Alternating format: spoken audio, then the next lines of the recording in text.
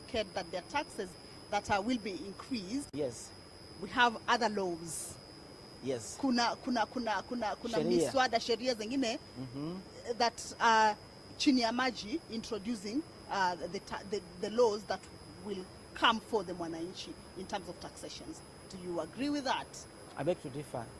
I myself have gone through a finance bill where we advised Parliament, and I can tell you for sure, the only thing that we have done basically is, remember, there's something called tax expenditure. The amount of revenue loss through exemptions is so huge. It's 2% of GDP, is about 400 billion shillings. So every year we lose about 400 billion shillings on tax expenditure. And those expenditures are not passed over to Mwananchi. So what the bill has done is to remove a few of the items from exempt to zero rating, from zero rating to vertable. Okay. Yes. Exempting to or zero rating or exempting to zero rating, but there's one maybe you exempt here, but you do a 16% VAT on the other one. So you've exempted on this side. Yes. Or you've removed, let's say if it's excise duty, but again there's the VAT that is has been increased on that side. Do we have such kind of laws? I doubt. The other issue that has been raised, again, maybe you can also help us understand, is that the manufacturer has been targeted in terms of from the manufacturing sectors, but then at the end of the day, the consumer will bear the brunt. Is that part of... You know, when you go through the schedule of all items that have been moved from exempt to zero and zero to vertable of 16%, I think that's carefully done, and I'm sure the public will be seeing the outcome of the Finance Committee report. I don't want to preempt, but I'm sure they've listened to the public, and those necessary changes, I'm sure, are made in the report, and we'll see soon once the report is tabled. Okay. Yes. I want us to go back a bit on the budget process. Today, the CS is coming to present the budget highlights. When are we how does it work together with the appropriations bill? At what point are we likely to see the introduction of the appropriations bill? Yes. You know the current system, the role of the CS Treasury is to come and inform the public on the policy priorities of government for the next year, which is 25-26. However, nothing is secret anymore. The House is already done with supply. Today and tomorrow, we are in the process of publishing the appropriation bill. So by next week, we'll have the bill in place. So basically, the CS wants to inform the public that, you know what, all this time from August through parliamentary process, these are the policies of government of the day. There's nothing new. Unlike before, where, you know, he used to come with a briefcase pre-2010. He will hide, people will even hoard things, you know. The transparency around the budget is very clear under Article 201. Under Article 201 of the Constitution. I would also like to understand, or maybe you can help our viewer also understand in terms of, we have the Committee of Supply, which you've said has supply. Then we come back and look at the appropriations bill. Yes. Appropriation, supply, maybe you can try and the link. Between the two. So the House, once the House supplies resources through a House resolution, that resolution is taken back to back and is legislated by now, publishing the bill. So when you take the Committee of Supply report of the House, compare with the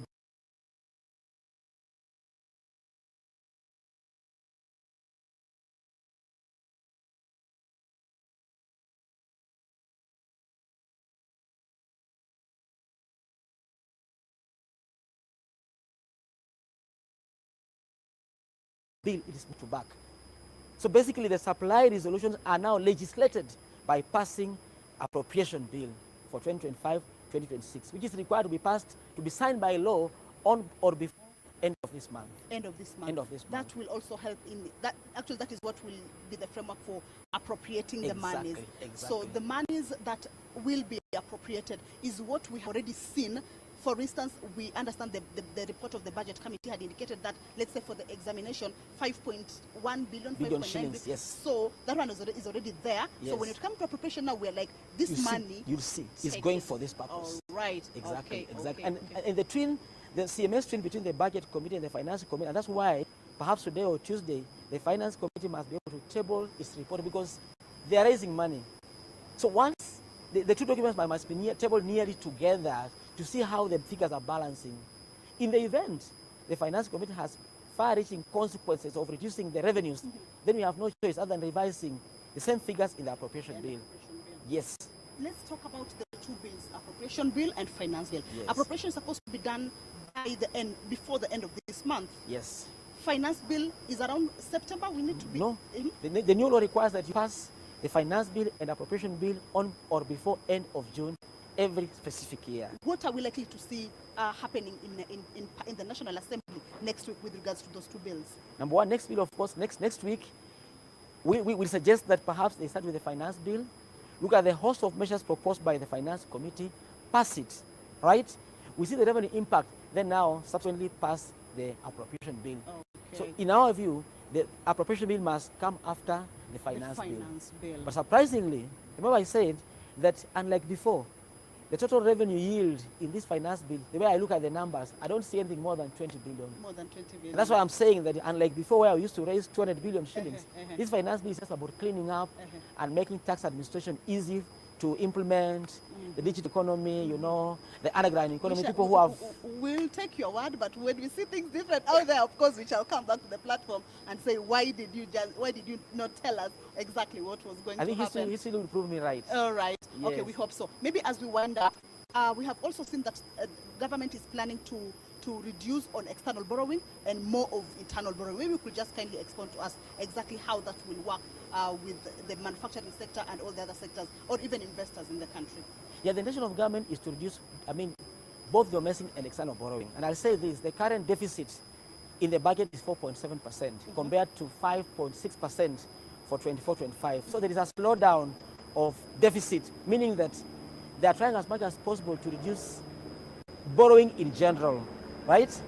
However, given the external environment as we speak, Treasury has carefully perhaps, considered the external environment against domestic environment, and the numbers is about 60% domestic, 40% external. But I think over the medium term, the intention is to reduce domestic borrowing slightly up to the next 3 years. You see slowing down because when you borrow so much in the market, probably sometimes it chokes the private sector in terms of getting the same resources they are competing with. Okay. So you look at the tables in the medium term, there is a slightly slowdown of domestic borrowing. Yeah. Okay. Ideally relying on revenue mobilization.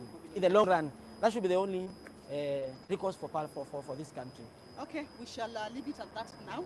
I would have wanted to ask maybe why would we need supplementary budget? Where did these supplementary budgets come in after a whole years of planning and saying we need this money? Then you see supplementary 1, supplementary 2, supplementary 3. Maybe as we wind up, if we could do it in 1 minute, why exactly do we need supplementary? Why exactly? One problem, revenue forecast. Okay. You get your revenues wrong, you have to revise the budget downwards. Okay. But this year, given that the revenues seem realistic, we hope and pray that 25-26 we have very few supplementaries going forward. Okay.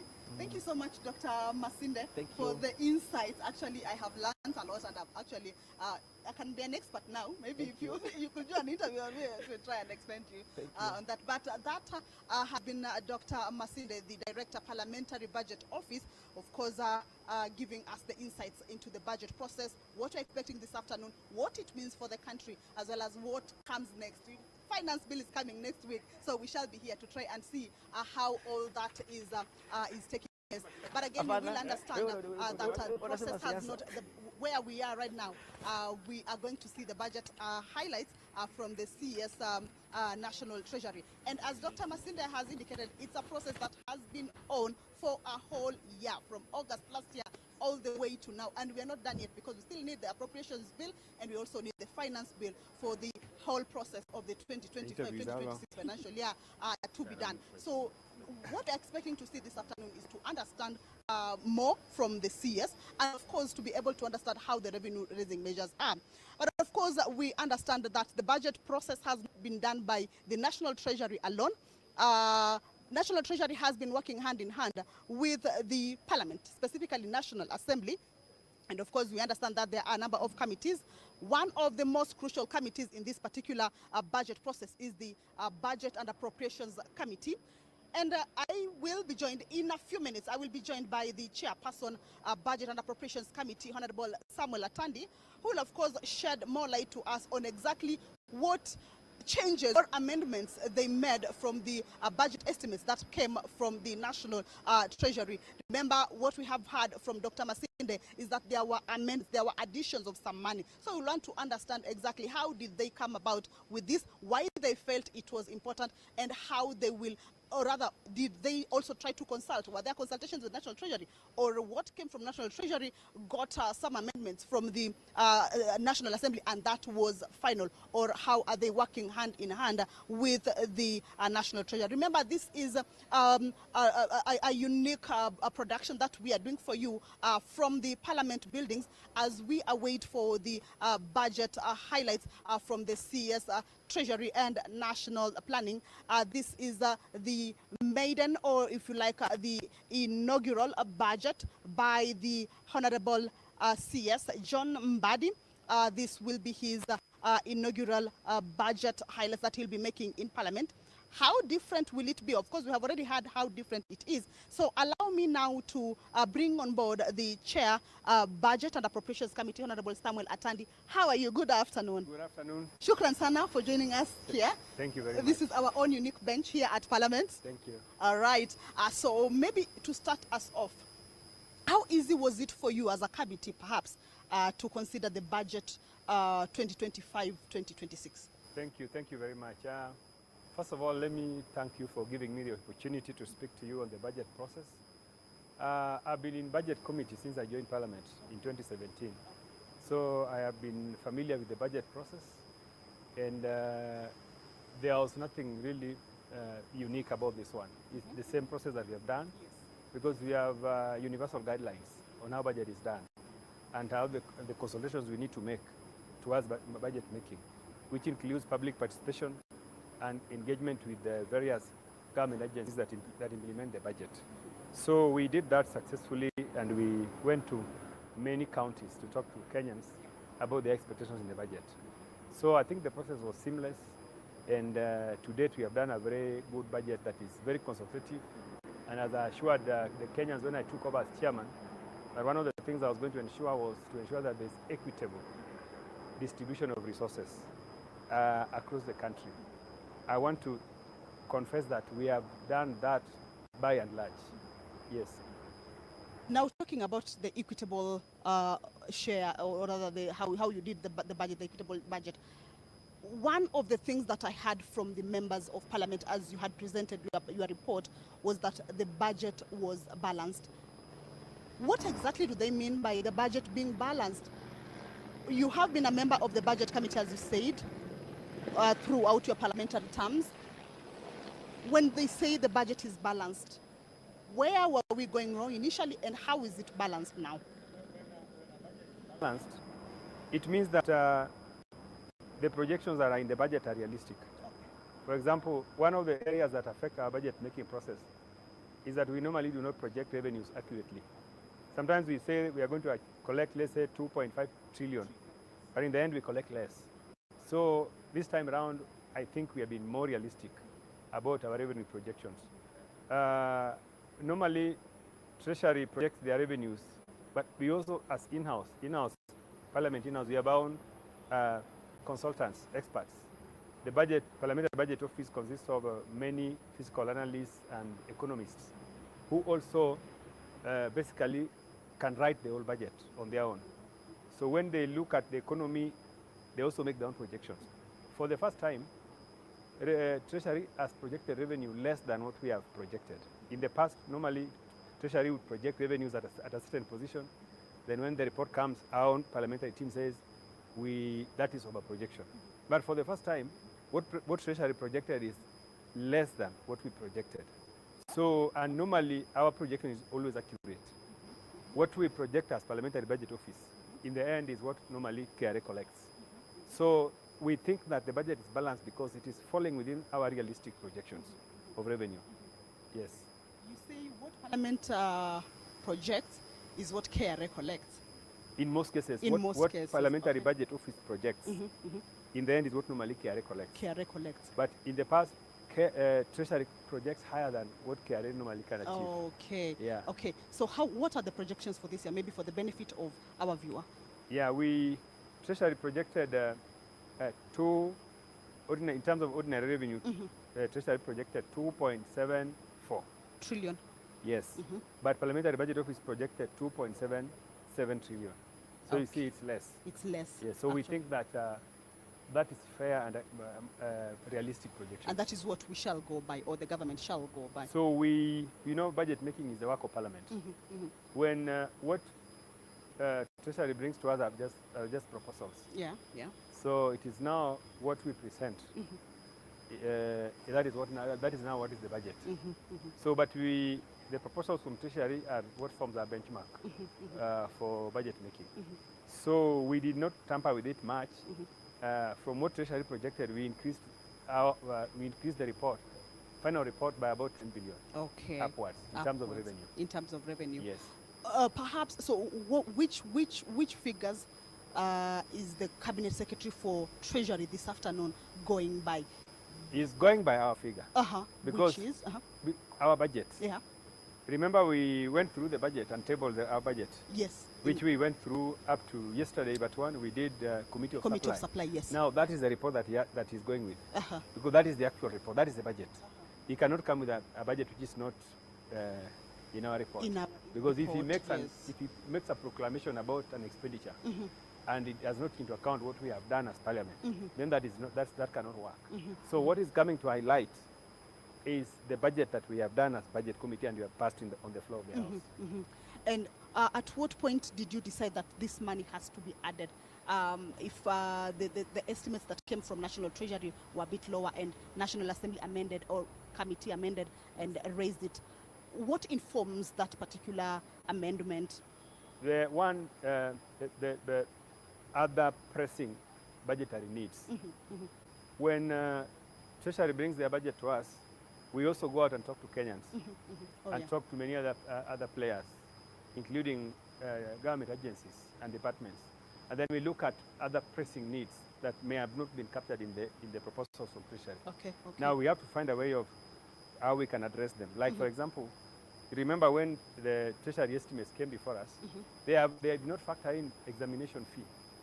And when we spoke to Kenyans told us that is something that they would like to have in the budget. So as Parliament, we have to find a way of appropriating resources for that particular one. Also, you saw health workers were on the streets. Yes.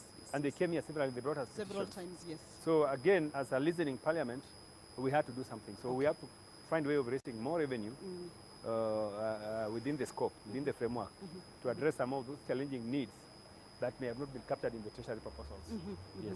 Yeah, actually that reminds me of the concerns that Kenyans usually have out there when the committees of National Assembly or Parliament do public participation, and then at the end of the day, we ask ourselves, have our views, have our opinions been actually considered? But what we've told us actually shows that which specific areas maybe saw the additions or received maybe the additions in the budget?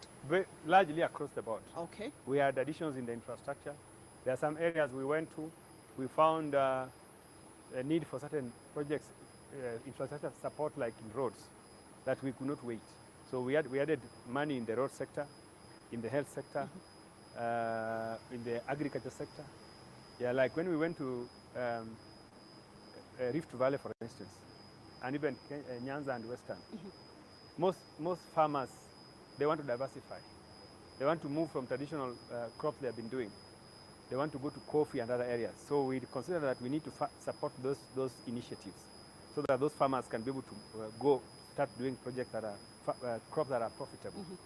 Then, of course, when we dealt with other things like land, you have seen a lot of land crisis in the country, where people are fighting for settlement schemes. So we also listened to them and said, let's allow Kenyans to settle. Let's look for money and provide for those boats.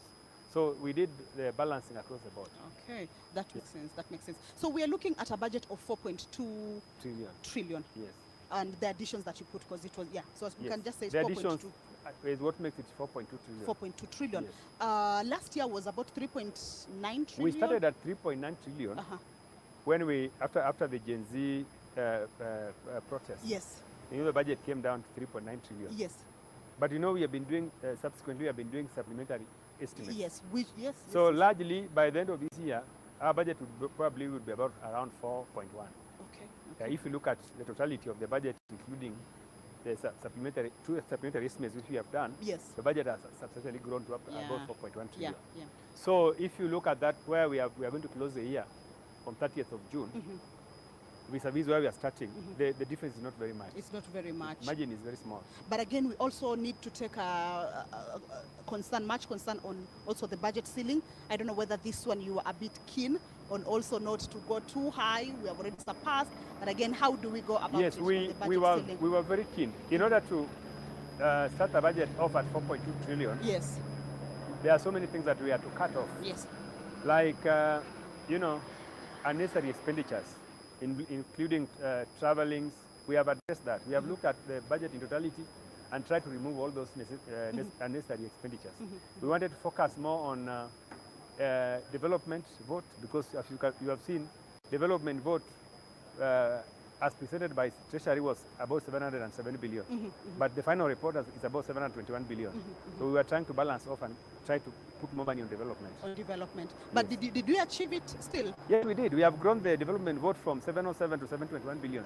We've grown it by about 15 billion. 15 billion? Yes, yeah. Oh, right. Just by reallocating resources. The resources. And taking off resources from other sectors that are not necessary. Okay, but still our expenditure is still high compared to the development in terms of percentage. Expenditure is, yes, because you see, out of a 4.2 trillion budget, development takes 720 billion. The biggest expenditure actually is debt repayment. Because interest on debt alone is about 1 trillion. Oh, okay. So that's the biggest problem. That's actually. the biggest problem. Yeah, in the budget. Okay, so now we talk about debt, and I understand that you now want to reduce external borrowing. This particular next financial year, the budget targets to reduce on external borrowing and focus more on domestic borrowing. Is that the case? I don't think that's the focus. The fiscal deficit of about 867 billion will borrow about 500 billion locally and 277 billion externally. It does not mean that we are focusing on local domestic borrowing. We are just balancing the debt portfolio, because you cannot have a debt portfolio where you are borrowing everything from external. Okay. External could have some challenging factors. Because I'm looking at it from the angle or from the point of if we do external borrowing and we go the concessional way, and again we realize one of commercial or concession, maybe we can try and one of it has the higher interest, and we are now dealing with debt repayment, which has taken much of our expenditure. Are we coming locally? Are we doing domestic to try and go out of that? Also, there are two types of loans. There's multilateral and bilateral. Yes. Most of the countries that are supporting us, like US, basically through World Bank and China, they are also facing their own challenges. So they may not be able to give us resources that we need. The other option left is commercial loans. Commercial loans are very expensive. It's the problem we're having. The composition of our loan is such that commercial loans are so high. Okay. So we want to avoid commercial loans. All right. In as much as we can. Because if the room provided by World Bank may not be enough to satisfy our local. In fact, if you look at our projections, our estimates, we are not projecting anything to collect to get any loan from IMF. Okay, yes. Really? Okay. So there will be a balancing act. And we think that our economy can support 500 billion borrowing. All right, yes. Okay. So that maybe to our last question is with regards to the budget as you have it and the revenue raising measures. You work in hand in hand with the finance committee. Yes, yes. Questions out there is, with this budget and with the revenue raising measures, how is it going to affect Kenyans? Are we likely to see new taxes? Yes, I know that there's a lot of misinformation about the finance bill. Yes. What we must highlight and emphasize is that this finance bill, which is coming up, has not affected taxes largely has not affected taxes. If you are in employment, your pay is not going up. Yeah. If you are in business, we are not increasing VAT anywhere. Yeah. What this finance bill is trying to address is, one, to bring more people in the tax bracket. In the tax base, yes. Yeah, because there are so many Kenyans who are making money, but they are not paying taxes because we don't have systems to bring them on board. So I think this finance bill is largely going to do that. Also, it's going to try to, seal tax leakages.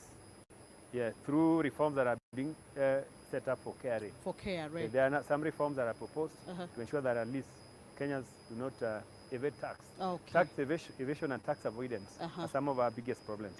So if we can bring more business people, yesterday I was with some lawyers, they told me they don't pay tax. And legal sector, one of the most profitable sectors. Yes. If you look at the people paying taxes in that sector, they are very few, and many other areas. Okay. So I think the problem is, let us bring those people on board, and then we are going to increase our tax base. Okay. Thank you so much, Chairperson. Thank you. It was a pleasure getting some insights from you with regards to the budget process, as well as what changes have been done to the budget, and also what we are likely to see this afternoon as the CS National Treasury National Planning is coming to give the budget highlights. Thank you so much. Thank you. Thank you. So, well, that's it from me.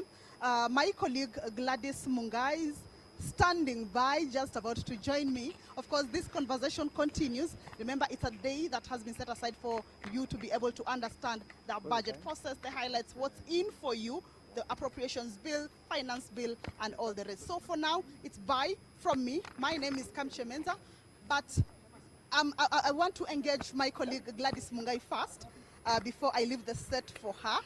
Hi, Madam Boss Lady. Karibu sana. This is our bench, our parliament. You see the garden. How do you feel the sun? Yeah? Sure. Yeah, the sun is absolutely amazing. It's a beautiful day, a day when Kenyans expect to see and to hear what the new, I'm still going to call him new, even though he has served for a number of months in the Treasury docket. He is the first cabinet secretary who happens to hail from Nyanza region, and this is a cabinet secretary who has brought out his stand against introduction of new taxes and increase of taxes. So I think among Kenyans, we are waiting to see what the cabinet secretary for the National Treasury will be telling Kenyans about the issue of taxes and revenue raising measures. So basically, right now, I think I need to be stepping out to give you the set for you, to leave the set for you. It has been a pleasure to host the two experts on matters budget and parliament. But for now, my name is Kamche Menza. I will be leaving you with this beautiful lady, my colleague Gladys Mungai, to take over as we try to make you understand what exactly entails in the budget process. Bye-bye for now.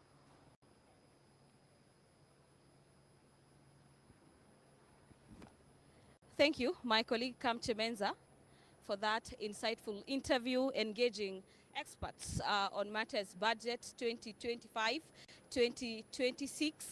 I'll be joined in a few seconds. You can see him on the screens. The Honorable Member for Kitui Central, Honorable Makali Mulu, a budget expert, so to speak. Honorable Makali, welcome so much on our set. This is Parliament Buildings. This is our set today. And this is not the first time you and I are engaging on matters budget. And you've spoke insightfully on a number of issues. I'm still going to ask you the very first question I usually begin with when we are having an interview. Do you believe we are coming from 3.9 trillion shillings budget to now 4.2 trillion shillings budget? And my very first question to you, Honorable Member, would be, do you believe that this budget for the 4.2 trillion shillings caters and reflects the interest of the Kenyan Mwananchi? Let me say this, to a large extent, it caters, but as you said earlier, being a budget expert, I would be looking at the budget from three perspectives. The first perspective is it a pro-Mwananchi budget? The second perspective is it supporting our private sector to grow, so that in that case you can get more jobs and get more taxes collected. And the third perspective is it a more executive-oriented budget? And from those three perspectives, I could be concluding that if we were to rank them, is more of an executive-oriented budget as opposed to a pro-Mwananchi budget. Why am I saying that? If you are to tease out the issues which directly affect Mwananchi, you realize that there are not as many as the things which have been done by the executive to what is the right term? To appear like the executive is working for the normal Kenyans. So, but I'm sure since you have just interviewed my chairman, the chair of budget, I would want to focus more on areas of what needs to be done to this budget so that it assists the Mwananchi. There are a few things which must be done so that the budget becomes more from Mwananchi budget. You know, if you look at the budget, these are more proposals. And we have realized over time that we have serious challenges with implementation. And so long as you're not going to implement the budget, it's going to be a problem. So the first issue, which I would want really has to address as a country, if this budget has to help manage as expected, is the issue of the exchequer releases. You realize that over time, we do budget, but when it comes to implementation, there are challenges in terms of release of money to the departments, ministries, and agencies. So long as that money is not released by Treasury, automatically the budget will not be implemented. And if it's not implemented, then the expected Mwananchi who is expected to benefit will not benefit. The second matter, which is critical, is, and this issue of exchequer is closely tied to revenue of projections. You know, every year we would say we'll collect this much. So on the basis of that, so long as we don't collect as expected, then we'll have shortfalls. And if you have shortfalls, then you can't release to the MDS. So one of the things is we address the issue of exchequer releases, we must also be realistic in projecting our revenue collection so that we don't have those gaps. The second issue, which is critical, and we must do as a budget, when you quickly review the budget, as it was presented by the executive and as analyzed by the departmental committees, you realize, I think there's still room that we could do a bit of expenditure rationalization so that there are few things we could get out of this budget and still achieve the same outcomes without really losing anything. And the good thing by doing that is you might be able to release some resources from our own source so that you borrow less. And I think that's a serious matter. So I would say, as we move to the future, I think departmental committees of Parliament and the Treasury, who initiates the budget, need to do much more looking at what are we spending our resources on. And that could give them room to save some money and to reduce the budget. I think I'll be spending a few more minutes on that on that issue. Yes. And when you say we need to rationalize the aspect of expenditure. We've had a situation where we have monies coming through supplementaries 1, 2, and 3, yes, and the overall budget. Yes. But we've been having various state agencies saying that yes, a chunk of the allocation is going to salaries, yes, and there is very little for yes, development. yes. How then do we bridge the gap between ensuring that we are catering for the services that they are paid, the services of those offering services, the employees and everything else, and at the same time, the normal Kenyan does not suffer in terms of delivery of services being hindered by the aspect of underdevelopment? Exactly what you have said is what the problem is. That when we are, like now if you go to the budget, you realize we have about 700 billion targeted to development.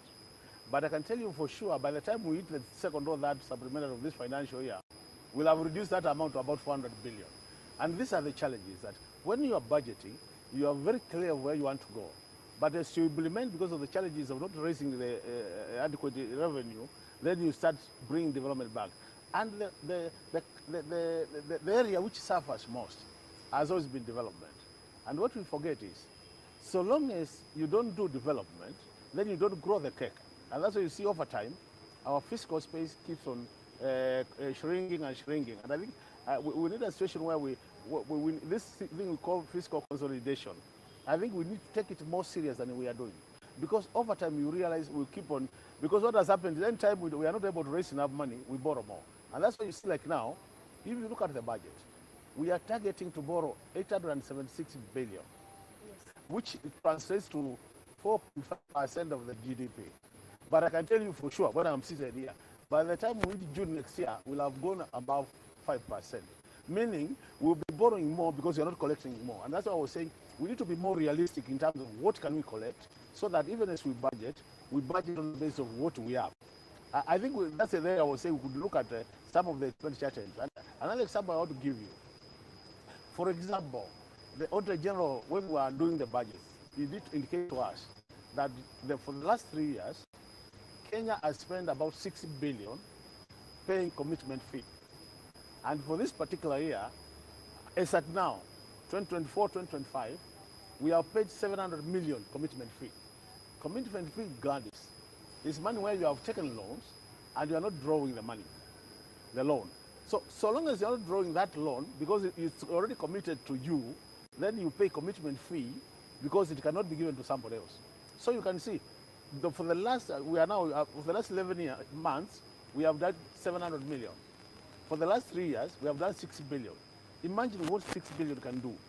So we are saying, if we are to get it right in terms of doing feasibility studies and being ready to take our loans and use them, we can easily save 6 billion.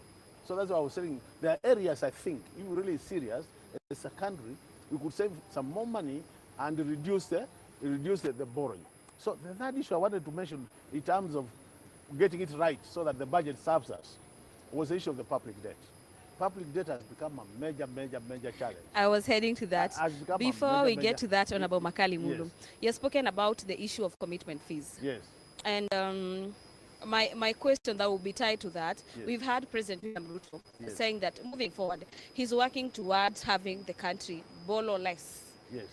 Externally. Yes. The external borrowing is supposed to come down significantly to some levels.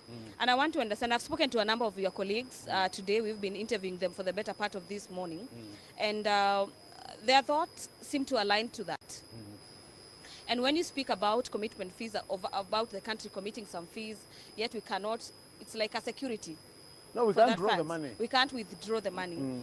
How do you see this, like the aspect of, like, when we're moving forward, the aspect of external borrowing versus internal borrowing? Yes. I understand the CS in his budget today is supposed to highlight that aspect, how the government, the revenue raising measures, how the government is planning to borrow externally versus internally to reduce the aspect of interest charged on loans. Yes.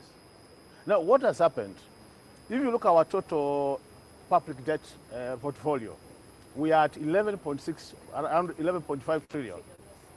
Out of that 11.5 trillion, for the first time, many years we have been doing higher in terms of external loans as opposed to domestic loans. But for the first time, now we have about 52 domestic, 48 external. So the tables have been turned. What are the disadvantages of doing that? The disadvantages, external loans would normally be concessional loans. So they have low interest rate and they have long repayment period. Domestic loans are high interest rates, shorter repayment period.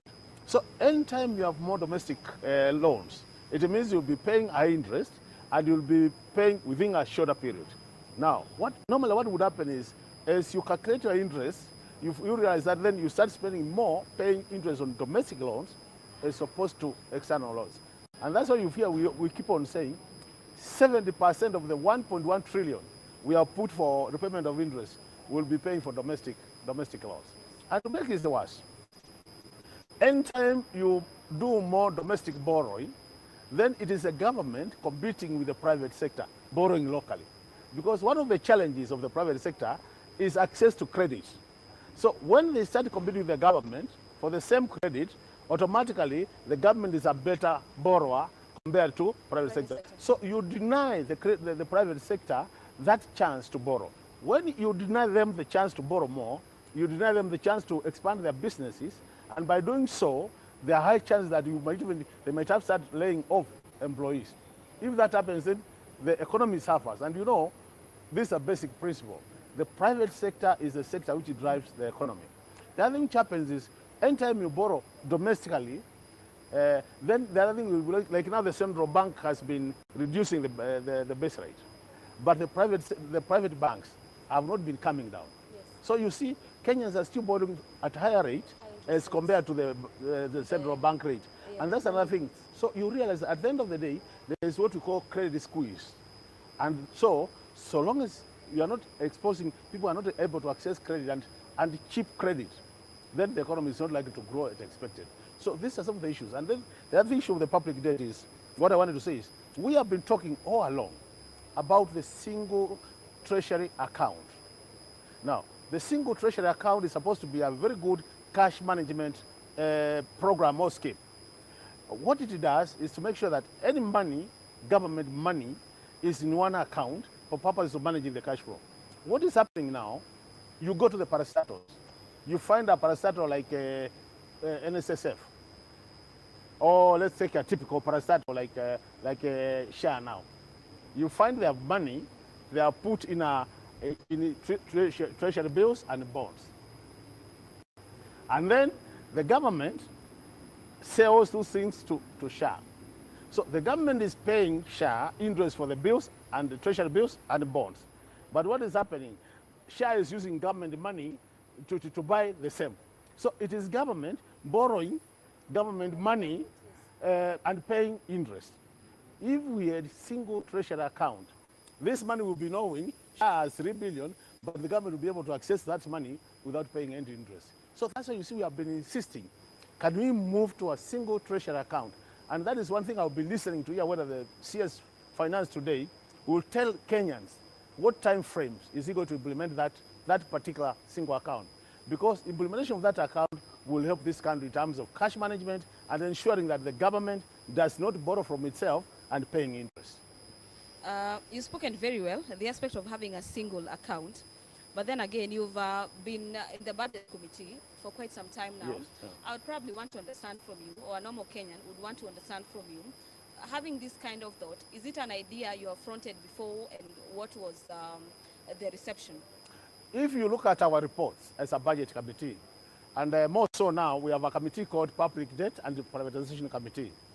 If you look at our reports for the last 3-4 years, that matter of single account as single treasury account has been one of our constant recommendation from Parliament. And it is always adopted by Parliament. But implementation is where we have a challenge. And it's just not that one. We have made very good recommendations to do how we can improve our financial management as a country. But implementation is never done. And that's why we are thinking that now that Honorable Mbandi, who we have been championing these things together when he was in the House, and is now the CS Treasury, will take this opportunity and implement what we have always been championing for. Because from where we sit as experts in this area, these are things which can help the country manage our resources prudently, and at the end of the day, be able to push the economy up, and Kenyans will have more money in their pockets so that we grow everybody in Kenya. Honorable Makali, let's talk about the aspect of borrowing and the debt ceiling. Yes. We are currently at 11.5 trillion shillings. Yes. And I think moving forward for the next few years, before the economy recovers fully, yes. and we are not in a situation where we need to borrow Yes. from the big boys, Yes. the IMF and Yes. the African Development Bank. Yes. We need to ensure that our systems are working and everything else. So my question would be, how do we ensure that there is prudent usage of resources? Because as it's not a situation where the country does not have resources, but we encounter a situation where we have misuse of true. public monies. How do we ensure that monies that end up in a few persons' pockets are used to finance key development agenda for the government? Glandis, what you have said is very correct, and this is not your statement. It's also, that statement is confirmed by the Auditor General, who has the constitutional mandate to look at the books and confirm where money is going. And the Auditor General has said about a third of our budget is either misapplied or misdirected. Implying we could easily have $1 trillion if we were to sort the issues of misapplication and misdirection. But what is happening is that we are not doing it. And that's the question you're asking. What can we do? There are a few things you can do. And I think the Auditor General said, every report of the Auditor General in this country has very clear recommendations on what needs to be done. That report comes to Parliament, and through the Public Accounts Committee, the reports are also adopted by Parliament.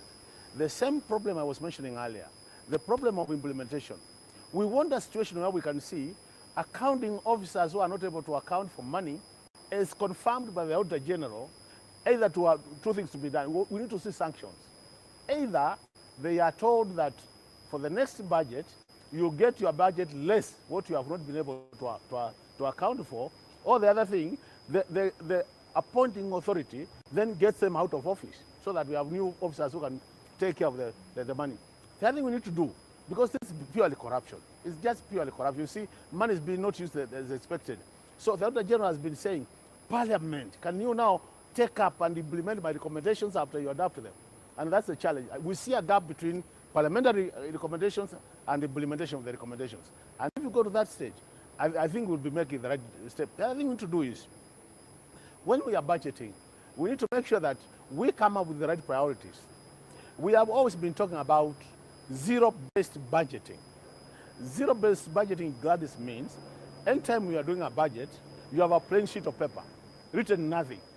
So if salaries have to get themselves to that paper, you justify why you need that money. So you'll be saying, I have this number of employees, I pay them this salary per month, so on that night I need 100 million. So we write you 100 million. So that by doing that, we'll be getting justification for every item into the budget. If we go that direction, then we will ensure that we have good prioritization of our needs, and in that case, we'll have the best outcomes out of our budget. And by doing that, we'll grow our economy. If you look at Vision 2030, the target was we grow this economy 10% every year.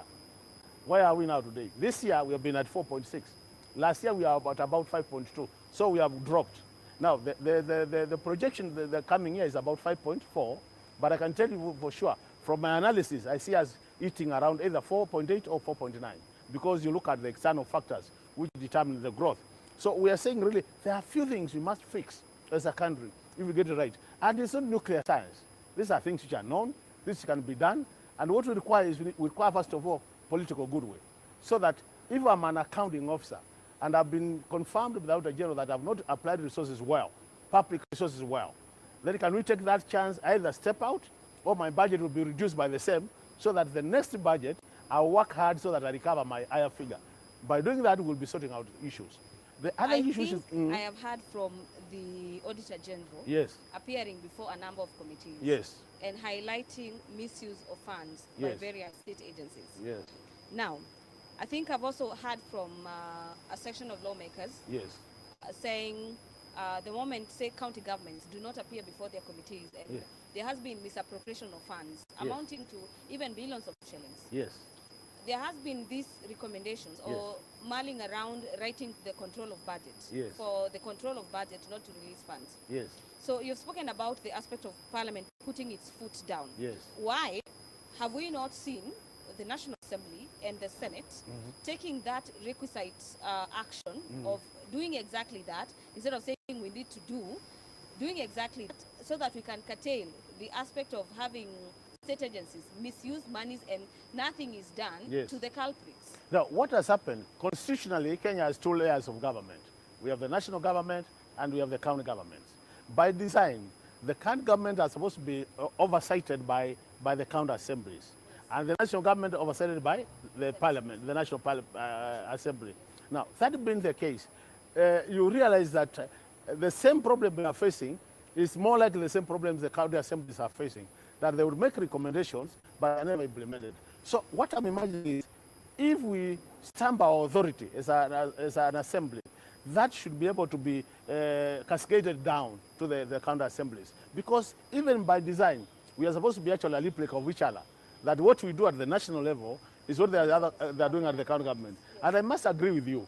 Even the same Auditor General has confirmed that counties are also not applying resources as expected. So none of the levels of government we can say is doing better. And for us to do better, then we need a system which ensures that anybody in charge of public resources uses them prudently as expected in the Constitution. And by doing that, Gladys, I can tell you, some of the simple problems we have in this country, we can sort them out by just taking administrative actions. And then, because Kenya, from where I sit, is a very rich country, very resilient economy. This economy is being stolen left, right, and it is still standing. I'm saying if it was another economy, it would have died, but it's still standing. That being the case, we want just to improve our administrative actions, and so that when I'm appointed to a position of authority as Makali Mulu, I know that this position of authority is a position which also requires responsibility and accountability. And if I'm not accountable, then I don't qualify to be in that position. If we go that direction, Gladys, I tell you for sure, I would love to be a Kenyan, because this country is rich. Should love to be a Kenyan every other time. Yes. But Honorable Makali Mulu, CS Mbadi, is expected in a few minutes to be in Parliament buildings. Yes.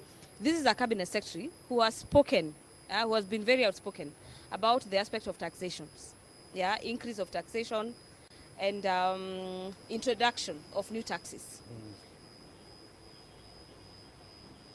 The budget process began, say, a year ago. Parliament has been going through that process through the motions. Yes, through the budget estimates, through the circulars from the Treasury. And I would want to understand from you, from how you have interacted with this process, yeah, up to this point where the CS is set to read the highlights this afternoon. Should Kenyans expect probably introduction of new taxes? Having heard from a cabinet secretary who is championing that the government agenda for the time being is not introduction of new taxes, rather than it is about sealing the loopholes. Actually, what has happened, the last finance bill, which was rejected, was projected to collect about 360 billion. And that's why Kenyans were up in arms and it could not be implemented. So this particular financial bill targets only to collect about 24 billion. And we must give it to the cabinet secretary that in the current finance bill, there isn't much taxation in it. What they have done, they are looking at collecting more resources through the A&A. That is, the e-citizen arrangement. So that's why they think they'll collect more resources, which might breach the gap in terms of. So in terms of additional taxation, there isn't much as was expected. Actually, what has happened, because we must also be fair to the process, is that the cabinet secretary has tried to put more money into the pockets of pensioners. What they have done is they have decided to remove any taxation on pension payments and gratuity payment. So it means the senior citizens of this country will not be paying tax when they are getting their pension. And that is likely to add them some additional shillings into their pocket, which can be used to buy goods and services. So that's a good move. The other thing which they have done, and I think it's also good for the country, is what they have done, like now when you are paying your tax reliefs, they would normally get gross salary, calculate the payee, and then get the reliefs. They have now said gross salary, get all the reliefs, and then calculate the payee. That is like to add to you either 1,000 or 500 shillings to your pocket. It's not much money. But all said and done, I think it's a move to the right direction. But what we are saying as economists ourselves is that if we really want to grow this economy, we must get away of putting money to the pockets of Kenyans. And that's why I like things like Kasi Mtaani, because it has a direct injection to the pocket of a Kenyan. That will do is it will trigger some economic activity. People will buy goods and services, and by doing that, it will encourage more production, more employment, and that has a ripple effect whereby even so long as more people are employed, then you have a chances of collecting more income tax. So the secret is put more money to the Kenyan pockets, and then by doing that, other positive moves will come, which will grow our economy. My other question would be what happened during the Committee of Supply? Yes. And my issue with Parliament would be not an issue per se, but we have attended a number of committees where the CS, the PS for basic education, are lamented about the aspect of school capitation coming down. And we understand there are a number of amendments that happened at the Committee of Supply. Could you please take us through what exactly happened, what areas are likely to see an increment of some allocation? Now, what has happened, despite the education sector taking the lion's share of the budget, because they have taken 702 billion, which is about 28% of the budget, there are still huge gaps. And you realize that from the word go, they are not factored in the examination fee. So as a budget committee, we had to look for resources to factor in that. So the budget committee was able to, I think, to get about 5.8 billion to take care of the examination fee. Issues of capitation, issues of additional teachers has not been addressed yet. So we are only able to factor in for that particular area examination fee. For the health sector, we were able to factor in some money to take care of the UHC employees so that they start being employed on a permanent and pensionable basis. And you have seen them daily outside here. So those are the two areas the budget committee was able to look at. And I can see the education sector still has huge gaps, more so in capitation at primary school, capitation at secondary, JSS, and then the universities. And this is a challenge. So we are saying, if we are able to get more resources as a country, I think the education sector needs to be given more resources so that we stabilize that sector, and each one of us knows what the education sector does to an economy if it's properly managed. Besides the education sector, Honorable Makali, what are some of the likely big winners in this budget? And the allocation of the monies that have been done to every other department that will be taking home a huge chunk of this cake. Yes. What is the rationale behind that allocation? what has happened, and that's why the people are, that's why, you know, the way we do the budget is when the budget is tabled in the House, it's normally taken to the departmental committees. Departmental committees are the committees which oversight specific ministries. Like if it's Minister of Health, they would go and sit with the departmental committee on health and get into details of the budget to find out what needs to be here and what needs to be not here. So I do believe our departmental committees did a good job in identifying what needs to go to the budget. And that's what I was saying, where I sit as a budget expert, I still think there's some room for improvement so that they don't really, some things which are still in the budget could easily be reduced and still achieve the same outcomes. But as you said, you realize that most of the programs and activities which have found themselves in the budget have been justified at the departmental committee level. So when they came to us, it's only obvious omissions like what we are saying, examination fee and things like UHSC staff, where we have to intervene as a budget committee and say, even though this is the case, we need to look for money to take care of this. But basically, these things were justified at the committee level, and us as a committee, we took it over, and we look forward to the same things being presented, because that's what informs the CSC's statement today. I think I'm almost to my last question, and we have spoken about the aspect of the private sector. Yes. And the borrowing externally, between the government borrowing externally and disadvantaging the local accreditors, so to speak. And when you look at this issue, it ties to the aspect of pending bills. And one of the things I, as a Kenyan, would be expecting to understand from the CS for Treasury, how do we plan to work on reducing or totally solving, clearing the pending bills? So what is your expectation? And probably from having come from a critical committee, do you probably have some insights on how we need to address this issue, bearing in mind that a majority of business owners are choking when it comes to the aspect of pending bills, because you do business, but you cannot do the next business because your previous funds have not been settled. How do we need to address that as a country? No, this is what I want to say. Basically, the issue of pending bills is a big issue in this country. And I want to assure Kenyans that even as the budget is coming up here, I don't want to cheat them that we have enough money to clear all the pending bills. So what the government has done, there is this process they call verification process, where they get a task force, look at the bills. And to me, I think that's just a way of trying to delay the process. What we have said, and this is not our saying, it is a requirement by the Public Finance Management Act that clearing of pending bills should be a first charge, as you do.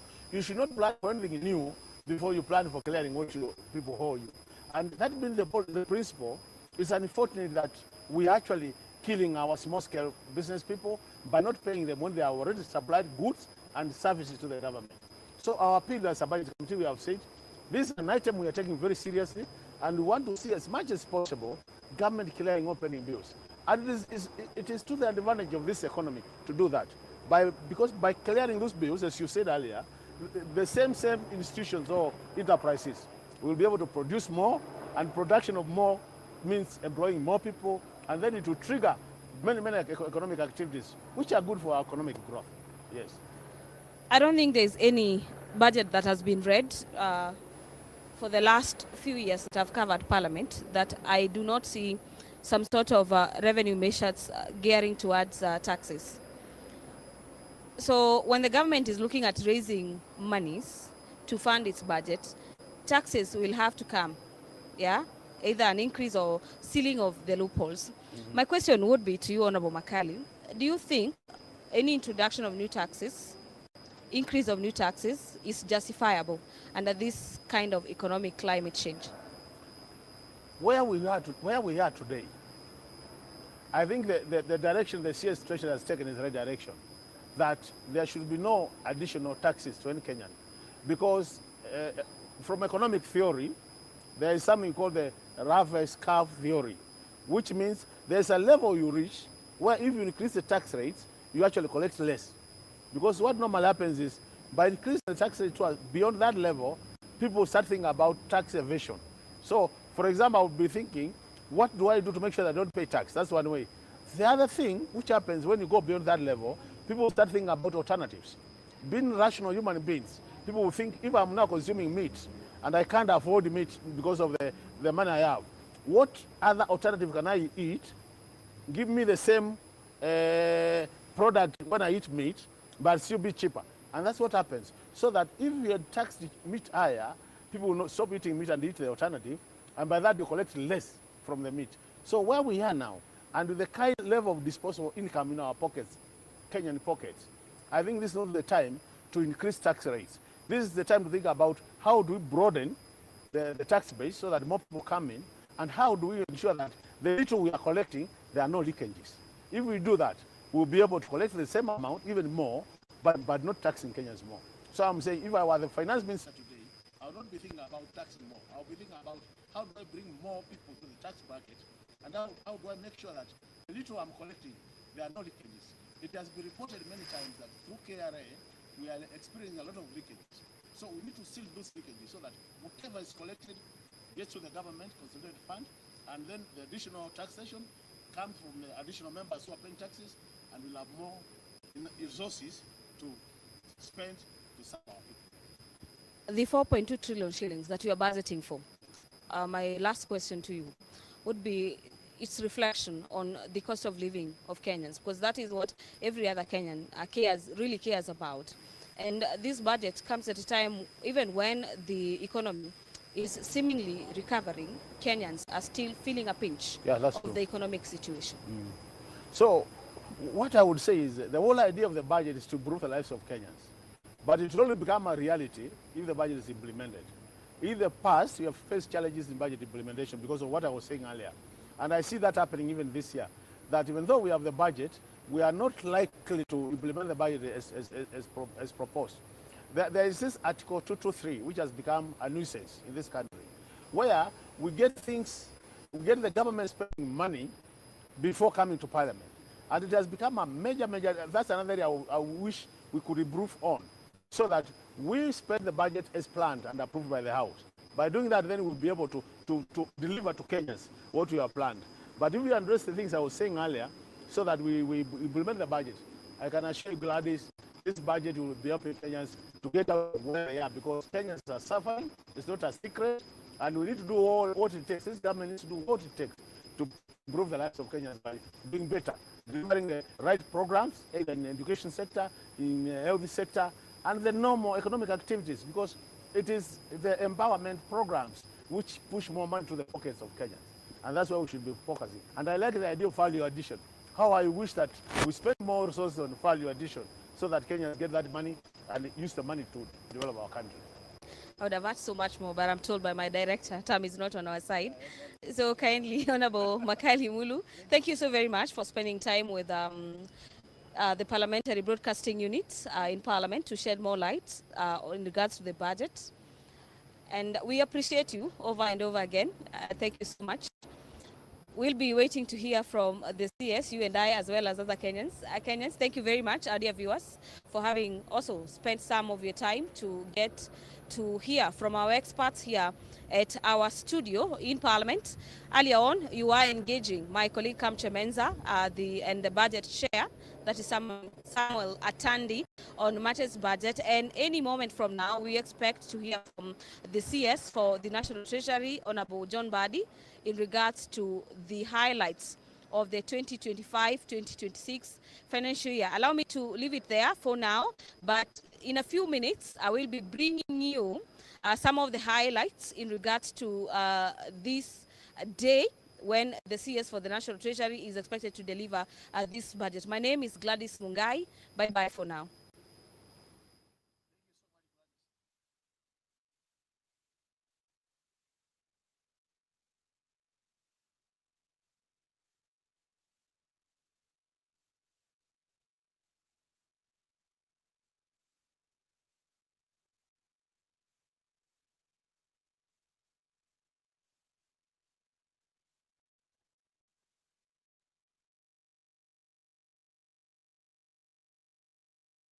Always found we don't need the world to know.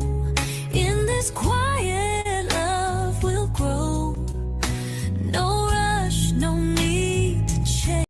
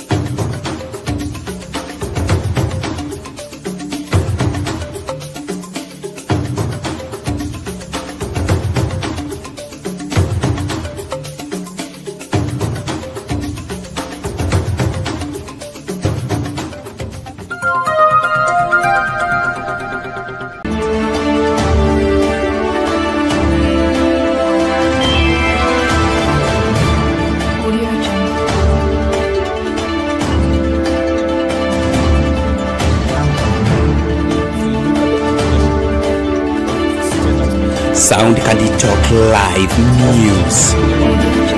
8 billion shillings. And so living within our means and, trying to cut on the budget deficit is exactly what we are asking you today, because only to pay interest, our budget is being cut by 1 trillion just to pay interest. That's because year on year, every other budget comes with, we target to get, to spend more in the budget, more than what we collect, what collects as revenue. And that's from getting it from taxes, from government services. So we target to spend much more than what we collect as revenue. And so that is what we are asking today. We're asking in the 2025-2026 budget, government plans to spend over 1 trillion Kenyan shillings on loan interest payment. And so we are asking, one, should we borrow less and tax more? Should we tax less, borrow more, and other specify? And so I'll be reading some of the feedback, more feedback that is coming in. But for now, I'll take it back to Grace. Right. Thank you so much, Kelly Boss, and continue talking to us through our socials and answering our big Q of the day. What are your expectations in the 2025-2026 budget? Continue talking to us. Sliban, this budget is seemingly presenting mixed pictures. It's good, it has the good side and it has the bad side. The big question is, what is the government left to do to address the revenue shortfalls? You see, Grace, Kenyans, I think, are raising very valid concerns in terms of where we are as a country. When you look at the current budget, and as you have rightly put it and your colleague, in terms of out of 4.3 trillion budget, that the interest on loans, not loan repayment rather, but interest on those particular loans are gobbling up to 1 trillion plus. You see, if we had negotiated our loan terms properly, had we negotiated them reasonably, if we factored in those particular terms, we will be in a scenario where we're talking about a 4.3 trillion budget with more funds for development. If today we're talking about that 1 trillion as an allocation for development in addition to the 700 billion for development, I think we will be somewhere as a country.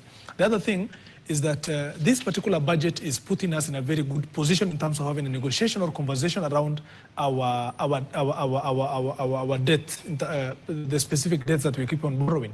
It is not just about borrowing these particular debts, or it's not about borrowing funds. Rather, it should be about those terms that come with it.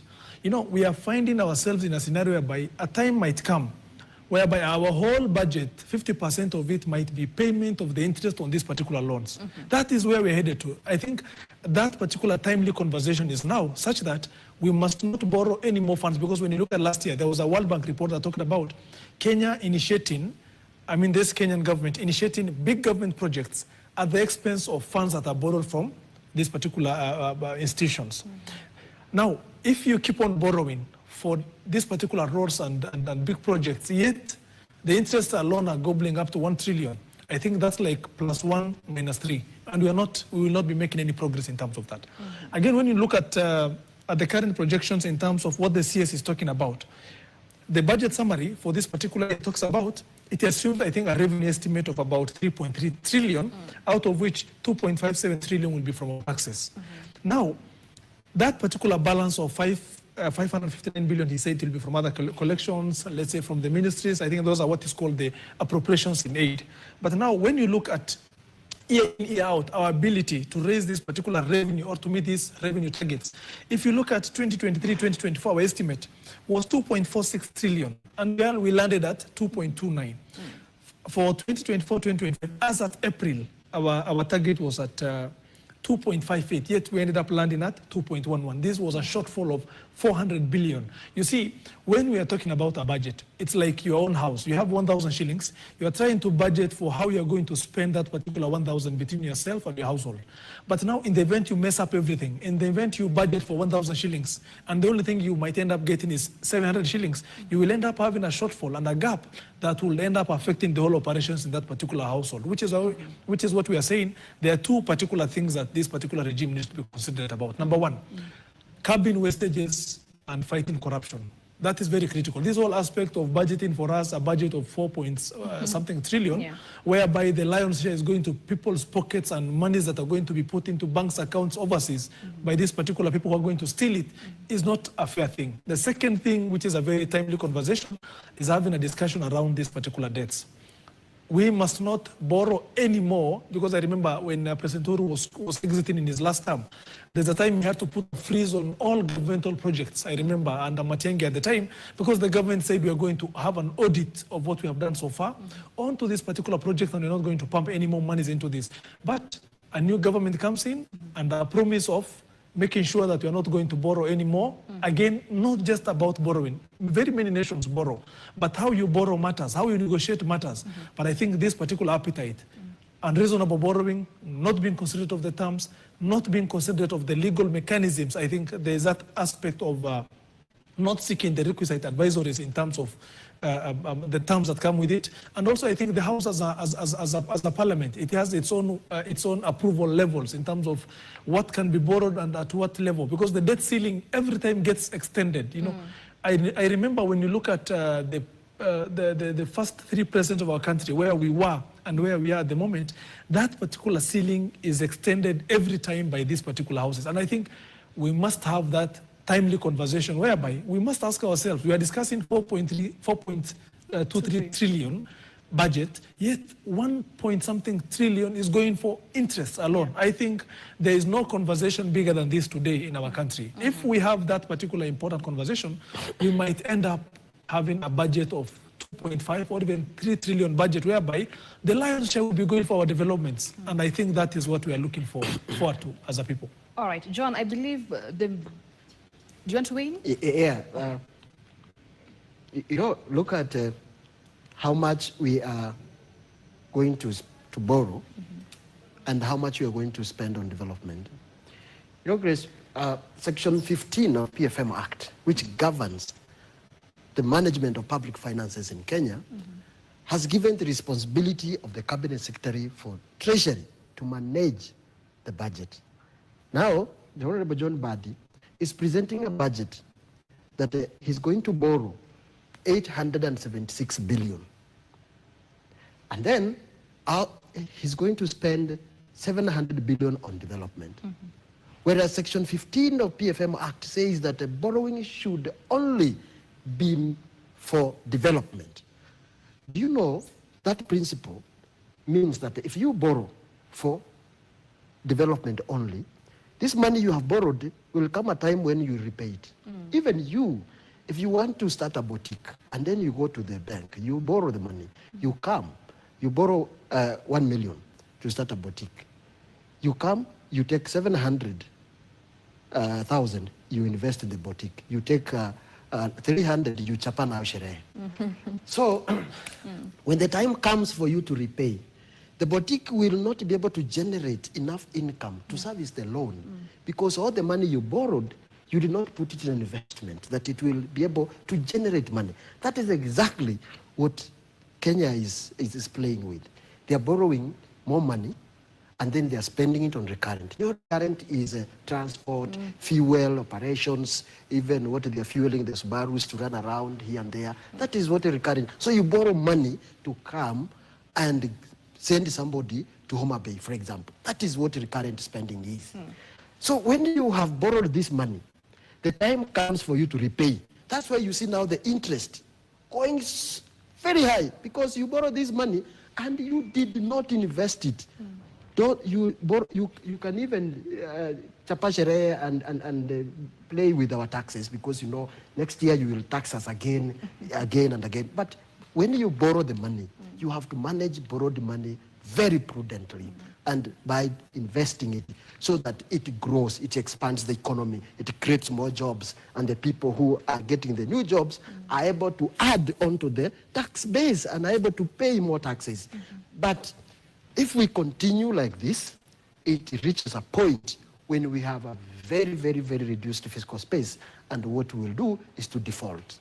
And we have seen countries, we have seen Greece, in Ghana, that are defaulting and simply saying, we cannot repay. And let me tell you, Kenya has already defaulted, has defaulted in the promises that they gave to the people. Even if they are still repaying the loan, but the promises that the government made to the people has defaulted on those promises. When they said affordable healthcare, universal healthcare, right now, you go to the public health facilities. That's the default. When they're talking about security to the citizens, We are reading a budget today. You know, last year we had a very critical budget moment of discussing the finance bill, and you can remember what was happening in the CBD.